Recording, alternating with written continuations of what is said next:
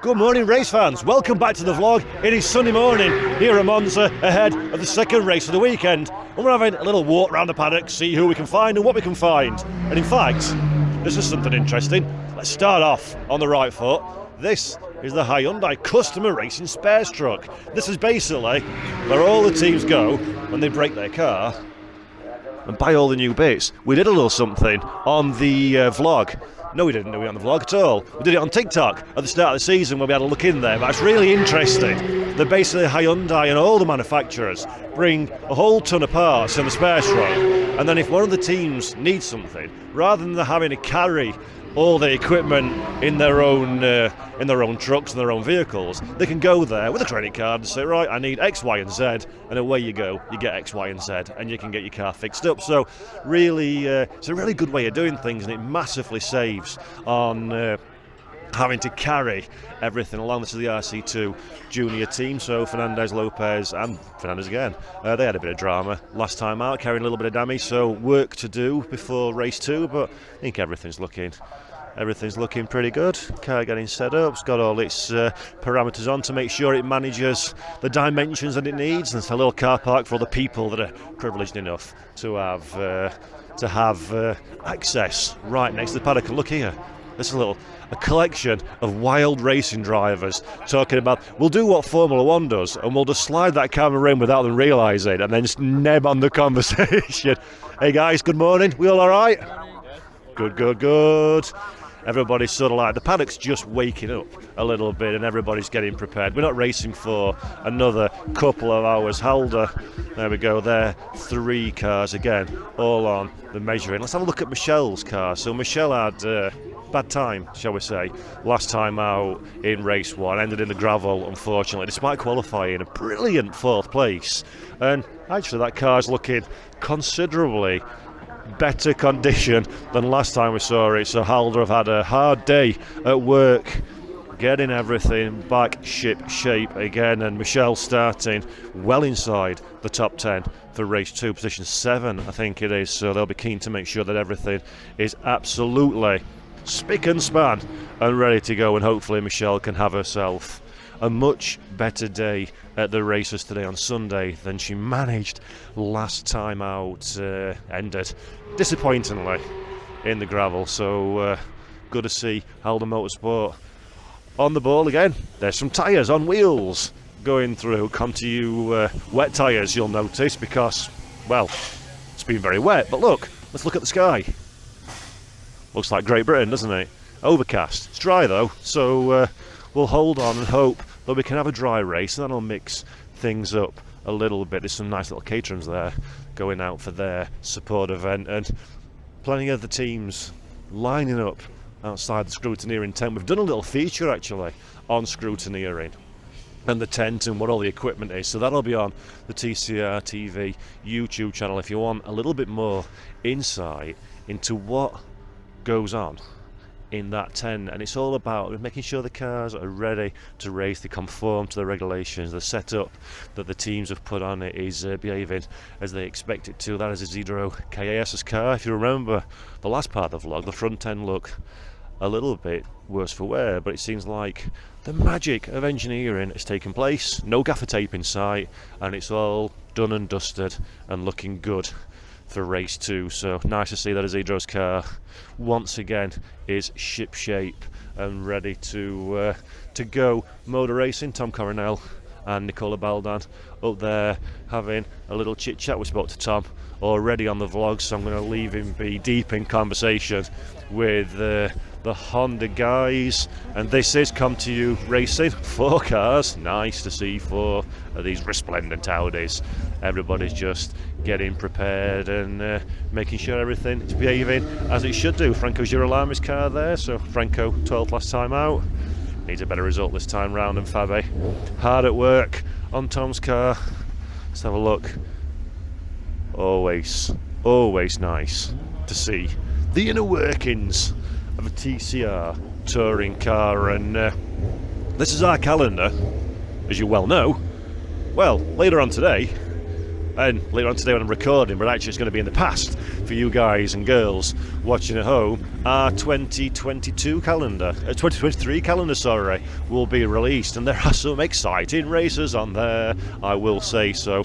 Looking forward to the world knowing about that one, and hopefully, this is a big ask, hopefully I get asked back, because I fancy visiting some of those locations myself, some tracks that have been very much on my bucket list. Hello, that's Isidro's mum there, just getting ready for a good day at the races. So Volcano Motorsport, Isidro, Callejas' team. So yeah, looking forward to the new calendar. I'm sure we'll be all very excited about that one. Now it's out in the wilds. So very, very good. Some new tracks for TCR Europe compared to this season. So MM Motorsport, now we've come to another one of our new TCR Italy teams that are taking part in this round. So hopefully we see a little bit more of this team over the course of the race. A little bit quiet, I think it was, last time out for Paolo Rocca. And there's some opportunity. He's a man I like. I do like Jacko. I do like Giacomo Gamande, and it's always nice to have a little chitter-chatter, but we've not really seen him this weekend, although I can hear Moses somewhere in the background having a woofity-woof. So we'll see. Hey man, how you going? How's things? All ready for the race? Ready steady. Feeling good? Can Jacko have a better time this time out? He is very pumped up. Oh no! Nice one. Good luck. Cheers. Yeah, it's always good. It's always good to say hello, gorgeous. That's the other dog. See, they're all over. All cute things running around. Hello. She don't like me, that one. Moser likes me, but I can never really get a cuddle off you. Hello. No, see, don't like me. Don't like me at all. Oh, careful. Lovely. It's lovely to see that Giacomo Gamande comes with the family and the animals as well. They're very, very popular in the paddock. And here we go. I love this car, Polini's Audi. I think it looks absolutely superb in this livery. And yeah, let's hope they have a little bit of a better time of it as well as we head now to the other side of the paddock. We're kind of running out of cars, and I'm a bit disappointed that once again we've not really found anyone to talk to. I kind of wish I'd have interrupted the Halder guys now, but we've spoken to Halder that many times this weekend for various different shows. I kind of thought I'll give them a little bit of peace and quiet. This is cool as well. I'll show you this. That's the track right next to the paddock, so unfortunately the barrier's getting in the way, which is irritating, and it's a straight, which is boring, but it's still pretty cool that we've got the proximity to the circuit. And sadly this weekend didn't quite get an opportunity to get onto the old Monza banking, so next time I'm at Monza I'm going to give that a go. Come hell or high water, I'm going to get on to that Monza banking, because it's just a little bit of history that you absolutely can't not take the opportunity while you're on site to go and touch a little bit of history. This is Berti's car once again, another car that looks really, really good, and I'm hoping that the i30, I like to see the i30, it's a really nice car developed by Gabriele Tarquini, of course, in his kind of very short-lived sabbatical from the World Series, and Gabriele did great work with that one. It is a fantastic... Oh look, Felice's here. Let's have a quick word. Let's have a quick word with Felice, if we can. I know he's a bit deep in conversation, so again I feel a little bit bad. I feel a little bit shy this today. I don't really want to disturb people when they're kind of so close to race time. Ciao, Felice. Good morning. Good. How are you, mate? Very good, mate. How are you? I've not talked to you this weekend. How's life going at home? It's okay. I mean, not the best weekend for me. We showed an amazing pace during the free practices. We had a really big unlucky during quali with the red flag. So, and in the end, I had fun yesterday in race. So we'll see for race 2. Yeah, dude, awesome recovery. 10th, wasn't it, in the end in race 1? I mean, from your starting position, that's in these conditions, that's a solid little drive, that. Yeah. I mean, I'm not happy because the pace was definitely better than the car in front of me. The cars in front of me, but I was stuck in the beginning because of the visibility. It was impossible to see. A lot of spray, especially in the straights. So yeah, I could recover a little bit more, but it's okay. I mean, we gain some points for the team championship. We'll see. And there's no rain, so is that a good thing or a bad thing for you today? A good thing, for sure. We started in the same position as yesterday, but I'm confident. The car is amazing. The team did an amazing job, so we'll see. Dude, best of luck. Thanks very much. See you later. Sorry to interrupt.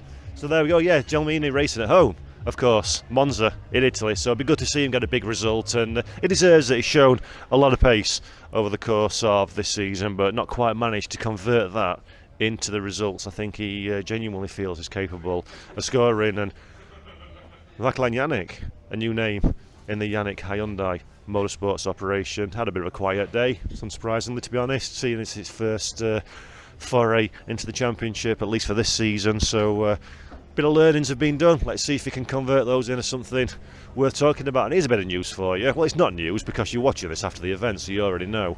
But I understand that Lozensee has injured his hand during the accident of race 1 and won't be taking part in race 2. So Aggressive Team Italia Aggressive Team Italia have gone from a one-car team to a two-car team to back to a one-car team. So, real shame there for Lozensee, but still don't quite know how to pronounce his name. So, for me, on the broadcast, that ain't a bad thing.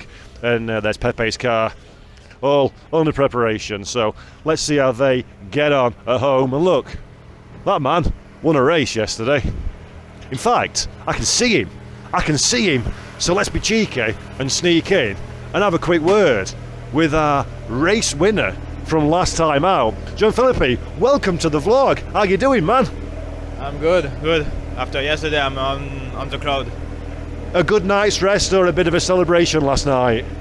No, we have to think about today, so I go to rest very early, go to bed early, wake up early and go back to work very early. So still focus for race 2 and in the championship try to do the best to finish well the season.